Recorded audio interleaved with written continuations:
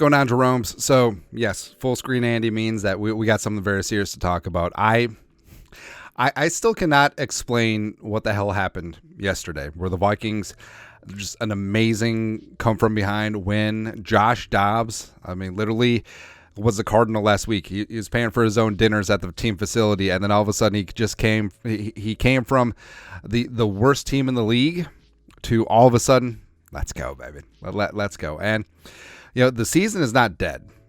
And I understand that a lot of fans jumped off the bandwagon at 0-3 and 1-4. And so I'm here as a representative, just taking a temperature of the fan base rectally, that we're going to have a general pardon and a general amnesty. You got a one-time pass to come on back, baby. But no more tank and talk.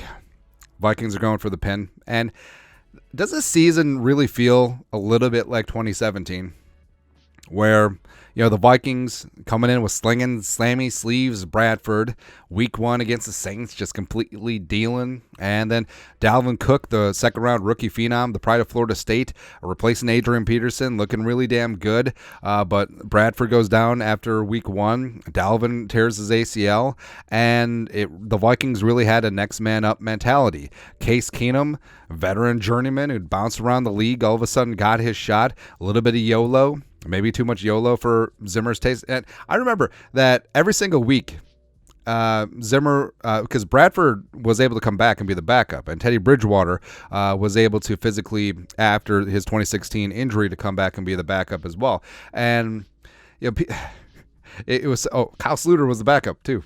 It was so weird because every single week, Zimmer would be like, I'm not ready to say that Keenum's the starter the rest of the season. And it turns out that he was just telling the truth. See, everyone thought that he was playing mind games with the next team. But no, he really did not trust Case Keenum. It was hilarious, man. But 2017, minus the ending, as I get choked up a little bit. I mean, it was a very fun season. And in that year, there was an 8-game winning streak in the middle of the season. Could the Vikings rip that off? They're going to be favored in the next 4 games against the Saints, Broncos, Bears, and Raiders. And this team is playing tough, competitive football, and this is not a fluke. Like, the Flores defense is approaching top 10 territory, and like they will get after the quarterback. They will make the big-time tackles. They will swarm. They will get turnovers and everything like that. It's great. And the Vikings are this close to getting Justin Jefferson back. He's eligible to return Sunday against the Saints, TBD if that happens. But also Jordan Addison emerged as a star. Hawkinson played a tough-ass game with a rib injury. Now, I don't know if it's an actual rib injury or if it's Marilyn Manson.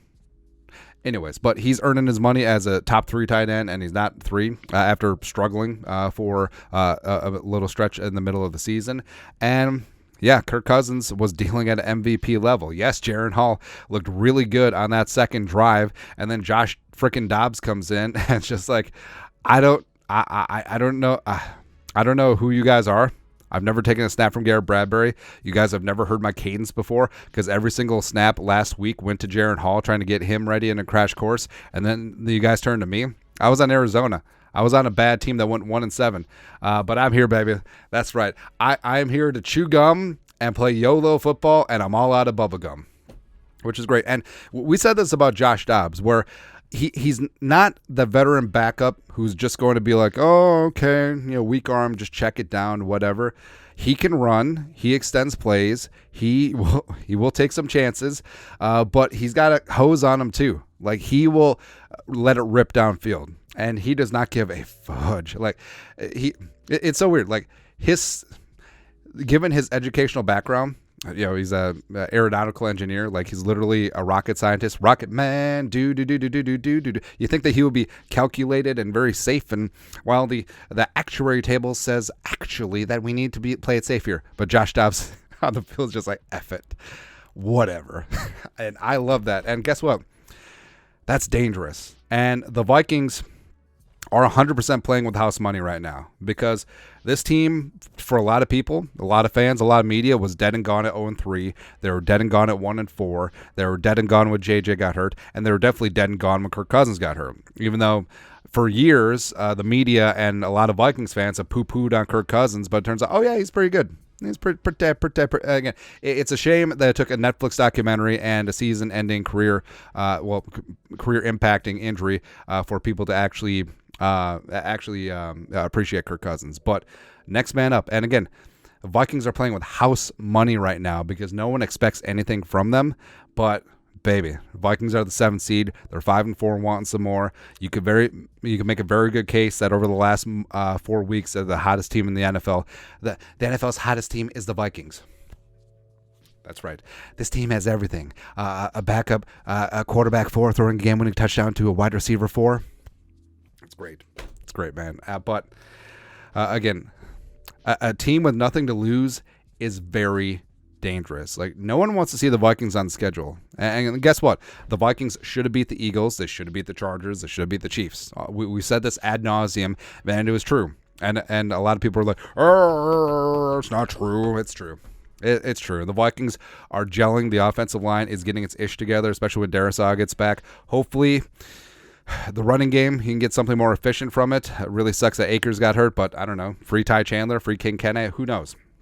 Who knows, man? And Justin freaking Jefferson, the best wide receiver in the National Football League, the most valuable non-quarterback in the league, is coming back. He is bringing sexy back. Yes, it was never authorized to leave. And the Vikings got 2 aces with JJ and Jordan Addison. Hawkinson is good to go. Hopefully KJ's health is going to be solid and he'll be back on the field. And guess what? Josh Dobbs is solid. And Jaron Hall, once he clears concussion protocol, is solid. So the Vikings do have 2 solid quarterback options right now. And having that in the wake of the Kirk Cousins Achilles injury is amazing. And considering that Nick Mullins started the year as QB2, it's shocking. It really is. But either way, like, Kevin O'Connell's coaching out of his skull right now. He did a fantastic job getting Hall ready and then getting Dobbs ready on the fly. Brian Flores should be a head coach next year. Selfishly, I want him to stay for another year, but he absolutely deserves it. But enjoy the season. I know a lot of people say, like, well, Tank get a better draft pick. Well, look at the Cardinals. The Cardinals and their 58 yards of offense without Josh Dobbs. Does that look fun to you? That's what tanking looks like. And there's no guarantee that your high pick is going to be the savior. Do you have a couple questions about Caleb Williams right now? I do. And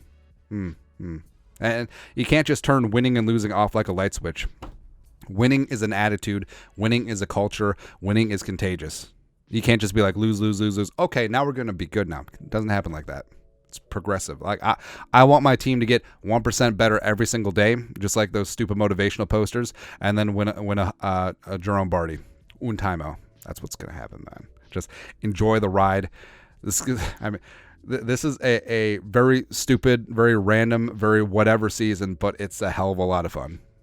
And the Vikings are overcoming adversity, and teams that do that consistently are very dangerous. This team has nothing to lose. All in.